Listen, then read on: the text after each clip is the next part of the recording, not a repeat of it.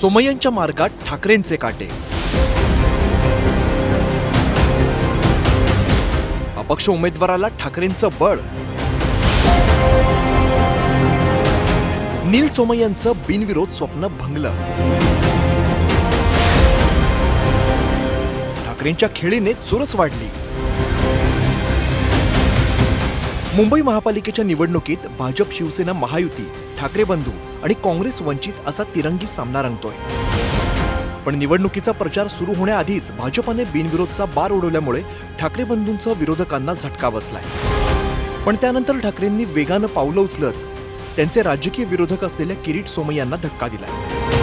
मुलुंडमधील प्रभाग 107 मधून सोमय्यांचे चिरंजीव नील सोमय्या भाजपाचे उमेदवार आहेत. मुळात ही जागा महाविकास आघाडीत राष्ट्रवादी काँग्रेस शरद पवार गटाकडे होती. मात्र त्यांचा अर्ज बाद झाल्याने नील सोमय्यांचा विजय सोपा मानला जात होता. मात्र उद्धव ठाकरेंनी अपक्ष म्हणून अर्ज भरणाऱ्या दिनेश जाधव यांना पाठिंबा जाहीर केला. उद्धव ठाकरेंनी तसं अधिकृत पत्रकच काढलंय.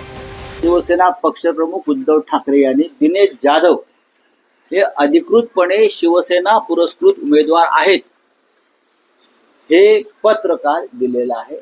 या आणि आता 107 क्रमांकामध्ये निलेश कोणतो सोमय्यांचे चिरंजीव नील सोमय्या आणि दिनेश जाधव यांच्यात लढत होईल. फक्त दिनेश जाधव यांना मशाल चिन्ह मिळू शकलं नाही. त्यांचं चिन्ह दूरदर्शन संच आहे. पण लढाई काटेकी. महत्वाचं म्हणजे भाजपाचे उमेदवार नील सोमय्या यांच्या विरोधात शड्डू ठोकणारे उमेदवार दिनेश जाधव यांनी सोमय्या यांच्यावरती दमदाटीचे गंभीर आरोप केले. तसंच नील सोमय्या काहीतरी गडबड करणार याची माहिती होती, म्हणूनच मी अपक्ष अर्ज भरला होता असं जाधव यांनी म्हटलंय.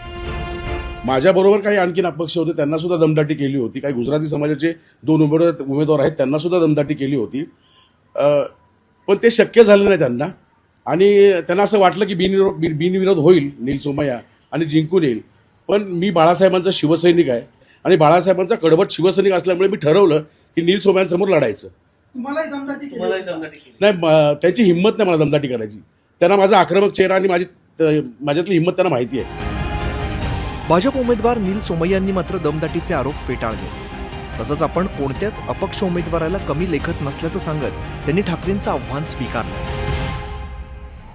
धमक्या दिल्या असत्या तर मी एकटाच उरलो असतो ना, किंवा सगळ्यांनी विड्रॉ केलं असतं तर मी एकटा उरलो असतो, तर तेव्हा मी बिनविरोध निवडून आलो हे सिद्ध झालं असतं.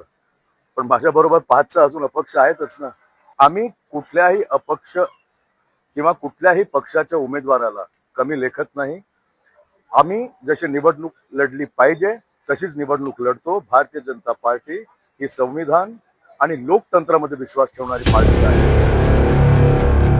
किरीट सोमय्यांविरोधात ठाकरेंचा उमेदवार नसल्याने त्यांच्यावरती चांगलीच टीका होत होती. पण आता उद्धव ठाकरेंनी अपक्ष उमेदवार दिनेश जाधव यांना ताकद दिल्यामुळे मुलुंडच्या प्रभाग 107 ची निवडणूक चुरशीची होण्याची शक्यता आहे. त्यामुळे इथे मशाल नसली तरी ठाकरेंनी समर्थन दिलेले दिनेश जाधव सोमय्यांचा विजय रोखण्यात यशस्वी होतात का? ठाकरे ब्रँड सोमय्यांना दणका देतो का? याकडे सगळ्यांचंच लक्ष लागलं. शरद जाधव, न्यूज 18 लोकमत, मुंबई.